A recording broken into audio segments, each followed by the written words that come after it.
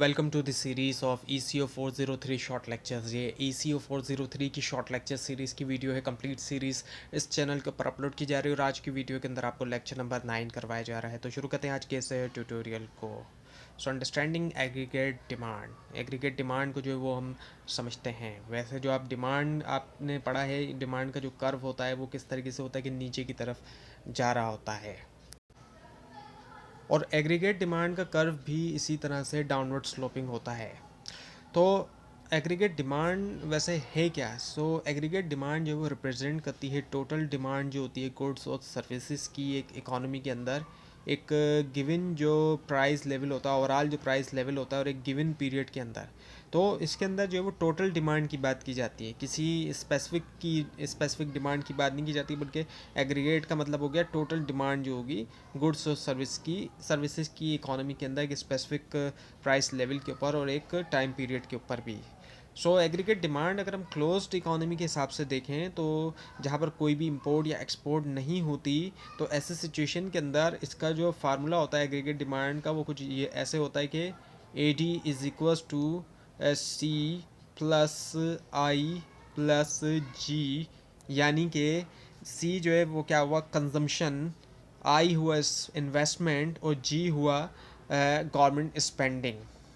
Aggregate demand बराबर हुआ consumption plus investment plus government spending, और इसमें से एक चीज़ निकाली गई है वो है नेट एक्सपोर्ट, जिसको NX से लिखा जाता है क्योंकि क्लोज इकोनॉमी के अंदर कोई इंटरनेशनल ट्रेड नहीं है। ये फ़र्क है एग्रीगेट डिमांड का क्लोज इकोनॉमी में और बाकी जो ओपन इकोनॉमी होती है उसमें के ओपन इकोनॉमी के अंदर हम नेट एक्सपोर्ट को भी शामिल करते हैं, लेकिन यहाँ पे नहीं किया गया। ये इक्वेशन फंडामेंटल होती है मैक्रो इकोनॉमिक्स के अंदर, क्योंकि ये हेल्प करता है अंडरस्टैंड करने में कि कैसे डिफरेंट सेक्टर्स कंट्रीब्यूट करते हैं ओवरऑल इकोनॉमिक एक्टिविटी, और हर कंपोनेंट जो वो रिफ्लेक्ट करता है different source of demand. House hold करते हैं कंजम्पशन के ज़रिए, बिजनेस करते हैं इन्वेस्टमेंट के ज़रिए, और गवर्नमेंट जो है वो करती है स्पेंडिंग पॉलिसीज़ के ज़रिए। अंडरस्टैंड करना जो है इस कंपोजिशन को क्रूशल होता है एनालाइज करने के लिए, इकोनॉमिक जो फ्लक्चुएशन आती है और फॉर्मुलेट करने के लिए जो फिस्कल और मॉनेटरी पॉलिसी होती है। फिस्कल पॉलिसी गवर्नमेंट की तरफ से और मॉनेटरी पॉलिसी सेंट्रल बैंक की तरफ से। Now the component of aggregate demand. अब एग्रीगेट डिमांड के हम कंपोनेंट्स को डिटेल में थोड़ा समझते हैं। कंजम्पशन जो कि पहला जो है वो कंपोनेंट है। कंजम्पशन जो है वो लार्जेस्ट कंपोनेंट होता है एग्रीगेट डिमांड का, और इससे मुराद टोटल जो स्पेंडिंग की जा रही होती है किसकी तरफ से, हाउस होल्ड की तरफ से की जाती है, गुड्स और सर्विसेज के ऊपर की जा रही होती है। और ये प्राइमरीली तौर पे इसको ये जो इन्फ्लुएंस होती है वो होती है जो डिस्पोजेबल इनकम से होती है, जो कि इनकम ऐसी इनकम होती है जब टैक्स के बाद होती है, यानी कि Y-T, टैक्स के बाद जब टैक्स को हम निकाल देते हैं।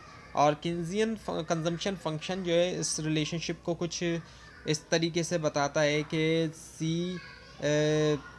Is equals to C by multiply by Y-T। यहाँ पर जो है इसके मुताबिक ये है कि कंजम्पशन इंक्रीज़ होती है डिस्पोजेबल इनकम के साथ, और जो की कॉन्सेप्ट है यहाँ पर वो ये है कि मार्जिनल प्रोपेंसिटी टू कंज्यूम है, जो कि मेजर करता है चेंजेस इन जो कंजम्पशन होती है, जो कंजम्पशन में चेंज आ रहा होता है, और वो किस वजह से आ रहा होता है, जो डिस्पोजेबल इनकम के अंदर जो है वो चेंज आने की वजह से। फॉर एग्जाम्पल अगर MPC यानी कि मार्जिनल प्रोपेंसिटी टू कंज्यूम 0.8 है, तो ऐसे सिचुएशन के अंदर for every additional dollar of disposable income consumption increases by 80%। यानी कि क्या होगा कि हर एडिशनल जो डॉलर होगा डिस्पोजेबल इनकम का, कंजम्पशन इंक्रीज़ होगी 80% से, 0.8 यानी 80। ये बिहेवियर रिफ्लेक्ट करता है कंज्यूमर कॉन्फिडेंस और जो इकोनॉमिक स्टेबिलिटी है। और पॉलिसी मेकर जो है वो क्या करते हैं, वो मॉनिटर करते हैं कंजम्पशन ट्रेंड, ताकि गेज कर सकें जो इकोनॉमिक हेल्थ है, और डिज़ाइन करें इंटरवेंशंस जैसे कि टैक्स कट या फिर स्टिमुलस पेमेंट, ताकि बूस्ट करे स्पेंडिंग को डाउन टर्म्स के दरमियान। नाउ द इन्वेस्टमेंट, अब इन्वेस्टमेंट को हम समझते हैं दूसरा जो कंपोनेंट है, इससे मुराद ऐसे एक्सपेंडिचर होते हैं जो बिज़नेस की तरफ से किए जाता है कैपिटल गुड्स के ऊपर, कैपिटल गुड्स को ख़रीदा जाता है जिसके machinery, building, technology, future production के लिए। और इन्वेस्टमेंट ऑब्वियसली बात है फ्यूचर के लिए ही की जाती है, फ्यूचर के गुड्स और सर्विसेज के लिए किया जाता है। और ये सेंसिटिव होता है, जो रियल इंटरेस्ट रेट होता है उससे बहुत असर पड़ता है इसके ऊपर, रियल इंटरेस्ट रेट से, जो कि रिप्रेजेंट करता है कॉस्ट ऑफ बोरिंग, क्योंकि जितना ज़्यादा रियल इंटरेस्ट रेट बढ़ेगा उतना ही ज़्यादा कॉस्ट ऑफ बोरिंग में इजाफा होगा। सो इन्वेस्टमेंट फंक्शन को कुछ इस तरीके से जो है वो डिनोट किया जाता है, इस तरीके से I is equal to I by R. अब ये जो है वो इंडिकेट करता है कि इन्वेस्टमेंट डिसीजन इन्वर्सली रिलेट करते हैं इंटरेस्ट रेट से, क्योंकि जब इंटरेस्ट रेट ज़्यादा बढ़ेगा इन्वेस्टमेंट जो है उसके अंदर कमी आएगी। अच्छा, एक चीज़ ये कि जो आर है, आर से मुराद रियल इंटरेस्ट रेट होता है, ये जो आर है, आर से मुराद रियल इंटरेस्ट रेट है।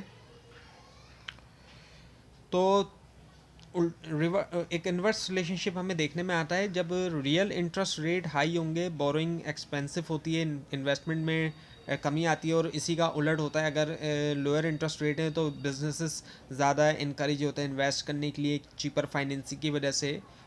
सो इन्वेस्टमेंट जो है एक वॉलेटाइल कंपोनेंट होता है एग्रीगेट डिमांड को, और इन्फ्लुएंस होता है एक्सपेक्टेशन से, future profitability, technological advancement, economic policies भी।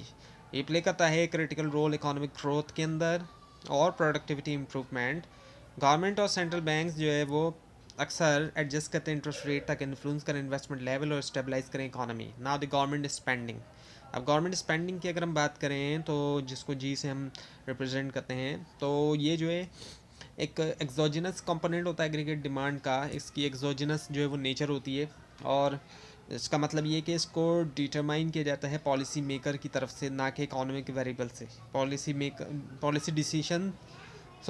डिसीशंस की तरफ से, ना कि डायरेक्टली तौर पर इकोनॉमिक वेरिएबल्स जैसे इनकम या इंटरेस्ट रेट हो गया। और इसके अंदर शामिल होता है एक्सपेंडिचर जो किया जाता है इंफ्रास्ट्रक्चर के ऊपर, एजुकेशन के ऊपर भी किया जाता है, डिफेंस के ऊपर और पब्लिक सर्विसेज के ऊपर भी। सो कंजम्पशन के मुकाबले में और इन्वेस्टमेंट के गवर्नमेंट स्पेंडिंग डायरेक्टली जो है वो रिस्पॉन्ड नहीं देता जो भी चेंजेस आ रही होती हैं इकोनॉमिक इन्वायरमेंट में, लेकिन इसको जो है सेट किया जाता है बजटरी प्रोसेस के ज़रिए, और ये सर्व करता है एज अ पावरफुल टूल के तौर पर फिस्कल पॉलिसी के, अलाउ करता है गवर्नमेंट को कि स्टिमुलेट करे या रिस्ट्रेन करे economic activity.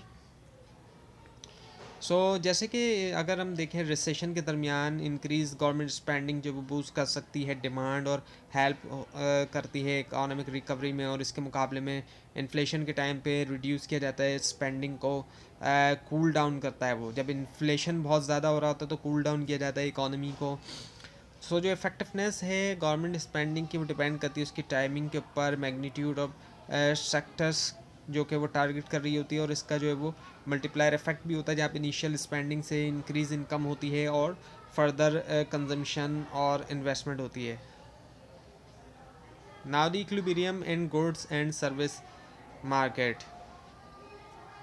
Markets for goods and services. अब इक्विलिब्रियम से मुराद क्या है, ये अब तक आपको हो सकता है समझ में आ गया होगा, जहाँ पर दो चीज़ें बराबर होती हैं उसको कहते हैं इक्विलिब्रियम।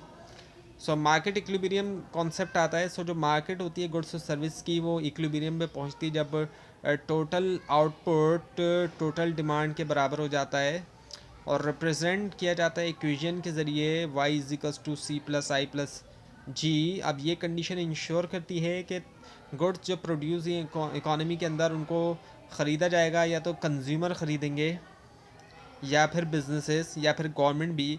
और ये कॉर्नर स्टोन है मैक्रो इकोनॉमिक एनालिसिस का, हेल्प करता है इकोनॉमिस्ट को अंडरस्टैंड करने में कि कैसे डिफरेंट सेक्टर्स इंट्रैक्ट करते हैं और इन्फ्लुएंस होती है ओवरऑल परफॉर्मेंस, इकोनॉमिक परफॉर्मेंस। जब एक्चुअल आउटपुट डेविएट कर जाता है इक्विलिब्रियम से, हट जाता है अगर, तो ये सिग्नल होता है कि या तो एक्सेस सप्लाई हो गई है, सप्लाई बहुत ज़्यादा हो गई है, या फिर डिमांड ज़्यादा हो गई है। उससे फिर जो है वो क्या आता है, एडजस्टमेंट आती है प्रोडक्शन में, प्राइजेस में या एम्प्लॉयमेंट में। फॉर एग्जांपल कि अगर डिमांड एक्सीड कर जाती है आउटपुट को, बिजनेसेस जो है वो क्या करते हैं, प्रोडक्शन जो है बढ़ाएंगे, वर्कर्स हायर करेंगे ज़्यादा, उससे इकोनॉमिक एक्सपेंशन होगा। और अगर इसके मुकाबले में हम देखें आउटपुट अगर बढ़ गया ज़्यादा डिमांड के मुकाबले में, तो फिर नतीजा आएगा अनसोल्ड इन्वेंट्री का और इकोनॉमिक कॉन्ट्रैक्शन हमें देखने में आएगा। सो पॉलिसी मेकर जो है उनका रोल अगर हम देखें वो यूज़ करते हैं इस फ्रेमवर्क को ताकि डिज़ाइन करें इंटरवेंशंस जो कि मेंटेन करें इकोनॉमिक इक्विलिब्रियम और प्रमोट किया जाए स्टेबल ग्रोथ। तो ये था आज का ट्यूटोरियल। आपको इस बारे में कोई क्वेश्चन हो, खास तौर पर इसमें कोई मिस्टेक दिखाई दे ज़रूर हाईलाइट कीजिए। और इस पूरी सीरीज़ को देखने के लिए और मिड टर्म और फाइनल टर्म एग्जाम्स की प्रिपरेशन के लिए इस चैनल को सब्सक्राइब कीजिए, बेल आइकन के ऊपर क्लिक कीजिए। Thanks for watching this video and best of luck.